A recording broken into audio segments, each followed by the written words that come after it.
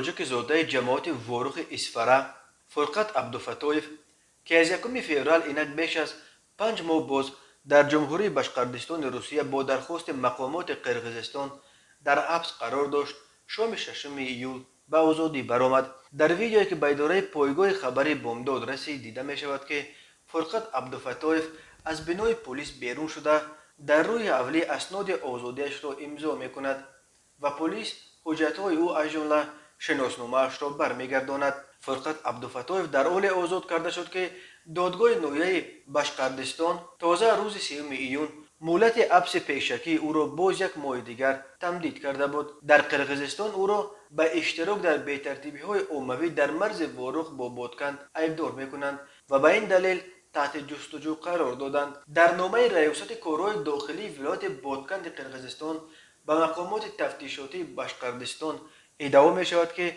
عبدالفتویف ماه ایول سال 2019 گویا با ماشین سنگریزه آورده راه بین واروخ و اقصای را بسته است و به این ترتیب به بی‌ترتیبی راه داده است. در اول جانب قرقیزستان ادعا داشت که فرقت عبدالفتویف روز 13 مارس سال 2019 در ماجرای مرزی شرکت کرده است.